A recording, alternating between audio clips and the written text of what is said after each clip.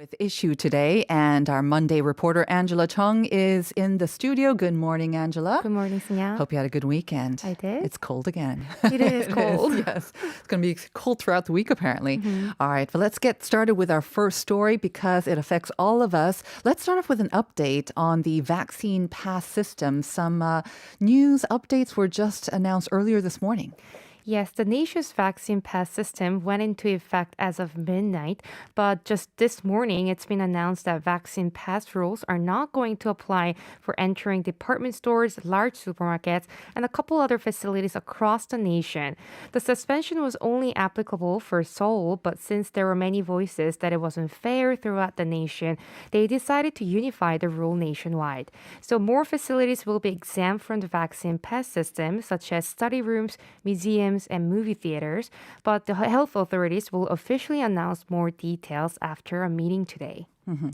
So once again, you could tune in to COVID Live updates at 11:30 for more details as well. I think the issue was about fairness, right? Seoul and the rest of the nation, and also fairness about you can go into restaurants and cafes where you actually take off your mask, Right. whereas these other places you don't usually take off your mask, if at all. So there's very little risk of actually getting infected or transmitting it as well. Exactly. Now, we have talked about the vaccine pass, but maybe it's a good time to remind our listeners about the sort of the 유통기한 or how long the vaccine pass, your vaccination is effective for. Yes, those who have gotten both shots, the first and second, your vaccine certificate will be valid for 180 days. So if 180 days have passed since your second shot, you must get your third shot or take the PCR test and submit a negative test result. If you're caught violating this rule, users will be subject to a fine of up to 100,000 won, and business owners will be fined 1.5 million won if caught for the first time, 3 million won if caught for the second time. And business suspension and shutdown could also be ordered for further violations. And as for the court's preliminary injunction granted to Seoul, again, it's unified throughout the nation for some of the facilities. We've also got some new rules regarding private gatherings that are going to be in effect for the following 3 weeks. Tell us about that. Yes, the government eased the previous restrictions on private gatherings from 4 to 6 people starting from today. So a maximum of 6 people can gather outside for the next 3 weeks until February 6th. However, business hour restrictions will remain the same as before, which means facilities including restaurants, cafes, indoor sporting facilities, singing rooms, and public bathhouses will be allowed to operate until 9 p.m. And for private education centers, PC rooms, kids cafe, permissible maximum operating hours will be 10 p.m. But once again, there will be more updates regarding the vaccine pass system later today. Not only that, this Thursday we should be having an update on special 설날, Lunar New Year social distancing measures as well. So we will keep you updated on that. Let's move on to our second story now, though. We know that the pandemic has taken a huge toll on most industries. I guess the aviation and travel industry have been one of the hardest hit, but also the wedding industry as well. So this next news item is about some compensation for the wedding industry. That's right. The wedding industry is definitely one hit hardest by the pandemic because many couples had to have small weddings or not even some of them just passed their wedding ceremony. So this resulted in 40 to 60% decline in revenues they earn.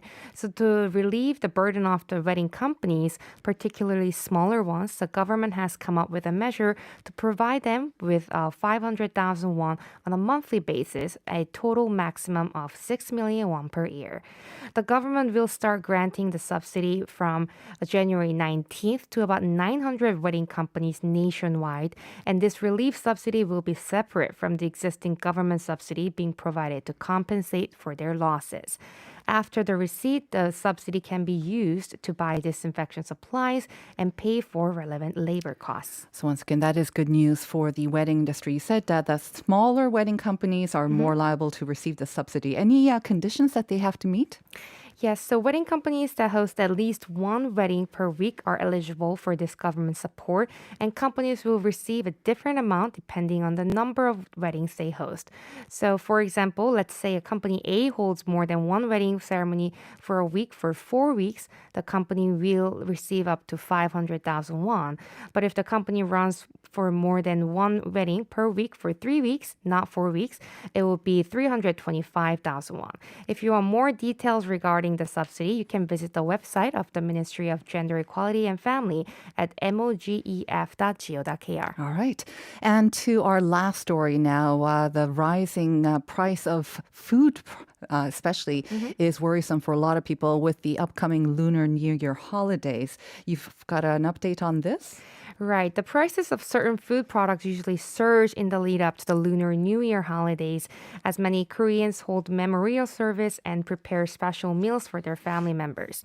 The good news this year is that the prices of 16 food products that are usually high in demand for this occasion are expected to stabilize around this year's holiday, except for meat, cabbage, and various vegetables to make namu, such as spinach.